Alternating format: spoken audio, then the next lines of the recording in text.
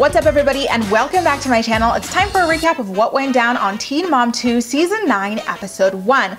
We start off with Leah and her sister arriving in New York City to shoot the reunion special, and they must have been short on time because her sister Victoria opted for the Homer Simpson makeup special. Of course, the two of them are still dragging on Leah and Jeremy's situationship, and I really want to know which one of you guys told them that this was interesting, because I do not want to hear about it for like another second. I really hope this is not Leah's sole storyline for the entire season, because no one cares. Over in South Dakota, Chelsea's struggling with anxiety and wants to do something special for Aubrey, so she decides to cram her entire family and mom into a car for a long, calming road trip to a JoJo Siwa concert. Lane starts crying as infants do, and Chelsea's mom from the back seat is like, oh, like, does she have a bottle I could feed her to help out? And Chelsea just snaps at her. She's like, Mom, you're the one who always tells us to just let her cry it out. And we all kind of wonder, dude, where did that come from? She was just trying to help. Meanwhile, her husband Cole gripped onto the steering wheel for dear life with a facial expression that, you know, a husband who's been yelled at one too many times for breathing the wrong way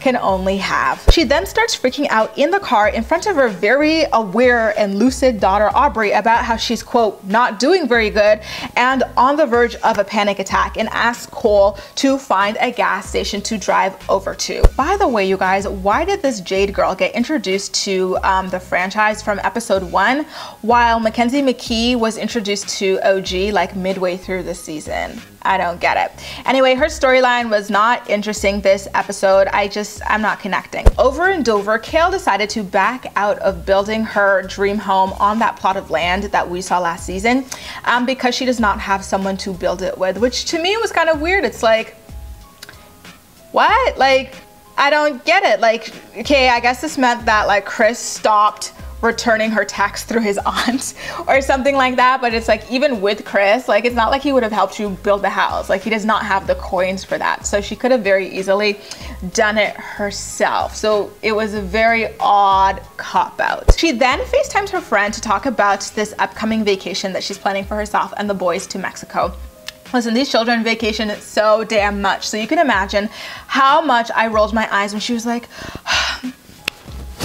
I worry they're not gonna have a good time because it's only with me. There are no other adults there.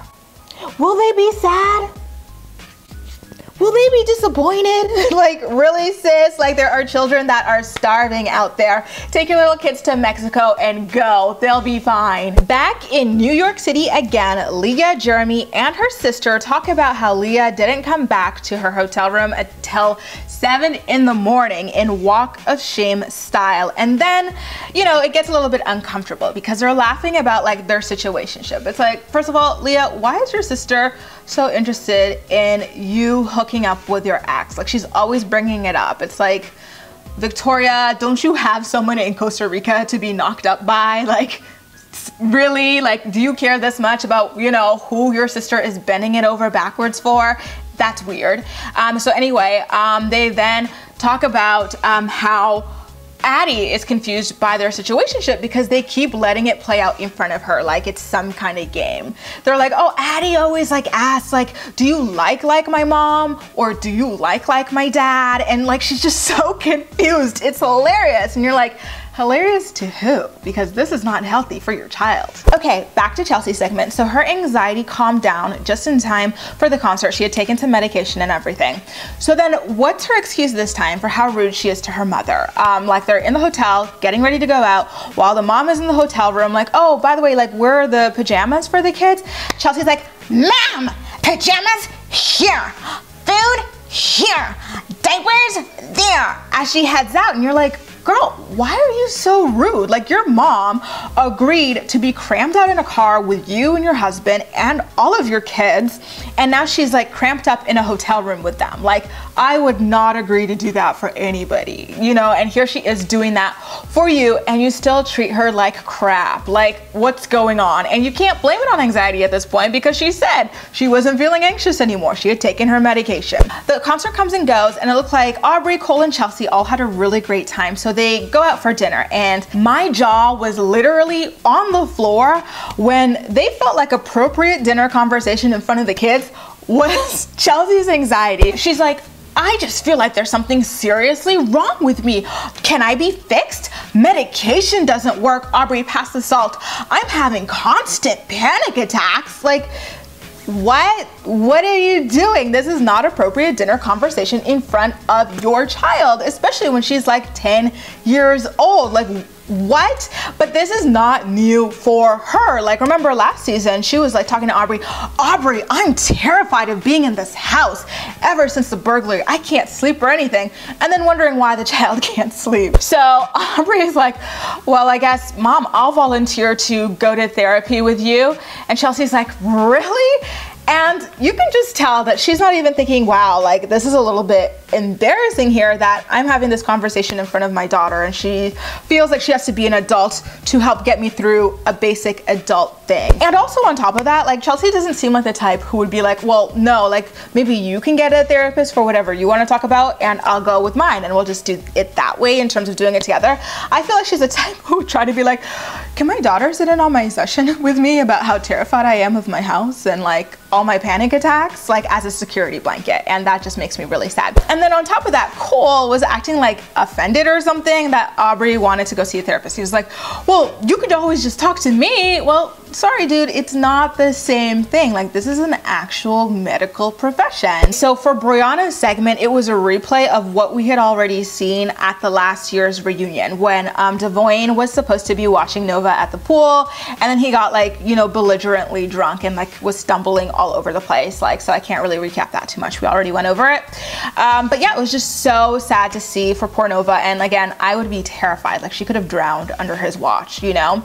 Also on top of that, like the way she was pushing him away when he kept trying to put his arms around her really broke my heart for her. Like you could tell like her world was shattered by, you know, what her dad did. And like a child that age, like seeing someone drunk like that is terrifying. Okay, back to this Jade girl they keep trying to force on us. Her and her boyfriend get into a brutal screaming match when he accused her of going through his phone in a house full of children. Like they were screaming and cursing, and of course their daughter starts crying because, you know, it's scary.